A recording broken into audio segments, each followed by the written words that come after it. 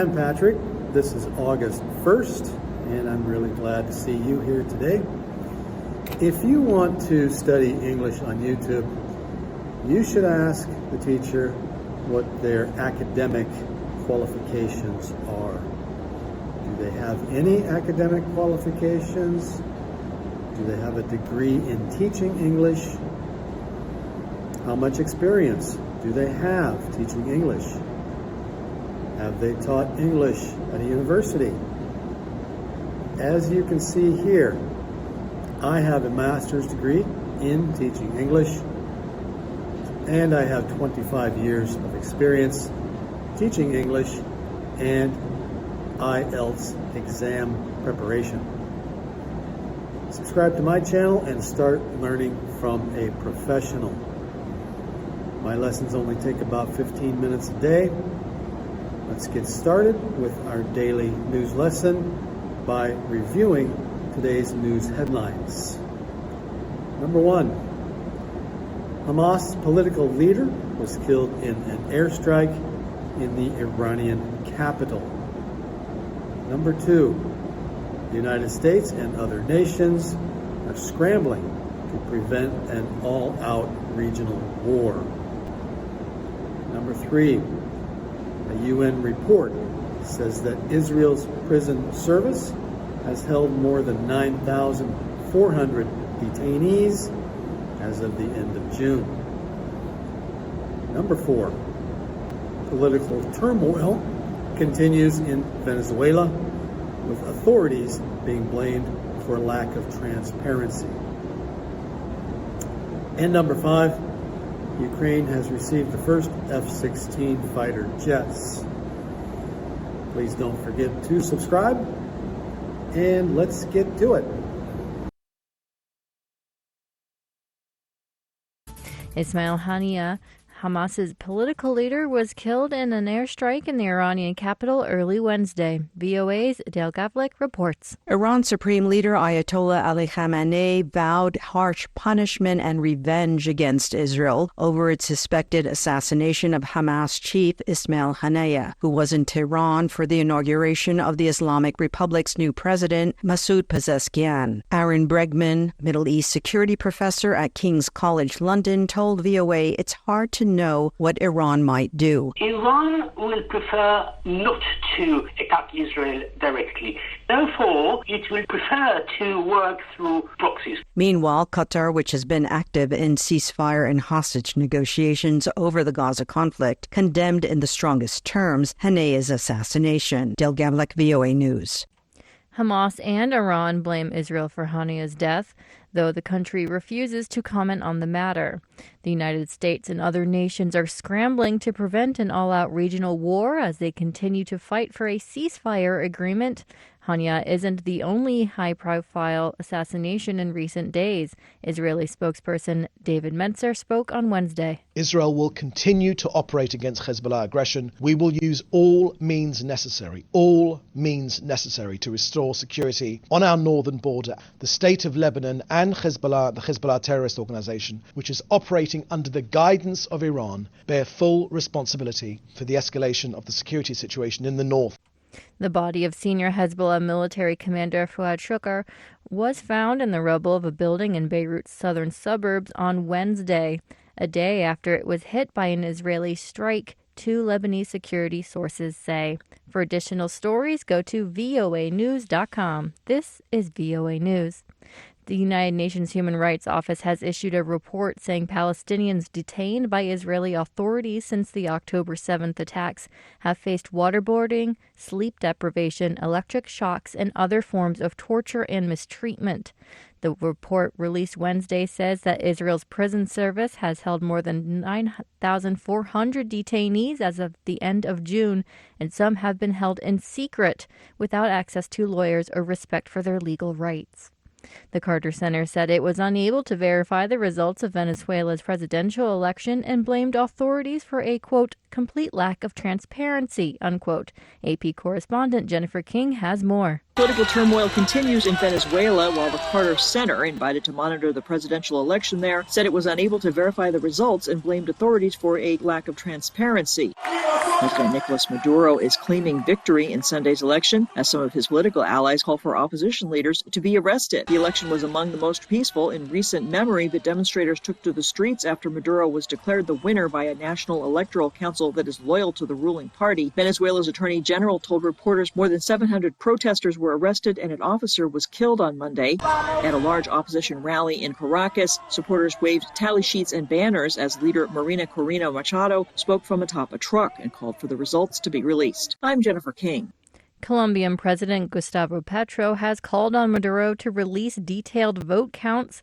Petro's comments followed harsh criticism from the international community of Maduro and the National Electoral Council, which is loyal to the ruling party and has yet to release any specific results from polling centers as it has in past elections.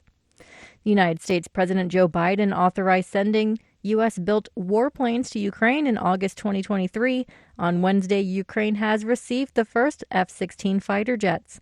AP correspondent Sagar Magani reports. A U.S. official says Ukraine has received the first F-16 fighter jets it's been seeking for months to boost defenses against Russia. Kyiv had been urging Western allies to send the jets to help it fight off Russian missile attacks. Secretary of State Antony Blinken announced 3 weeks ago the F-16s were being transferred to Ukraine. Those jets will be flying in the skies of Ukraine this summer. The U.S. has been training Ukrainian pilots on how to fly the jets, which are specialized in suppressing enemy air defenses. It's unclear how many F-16s have arrived. Sagar Magani, Washington.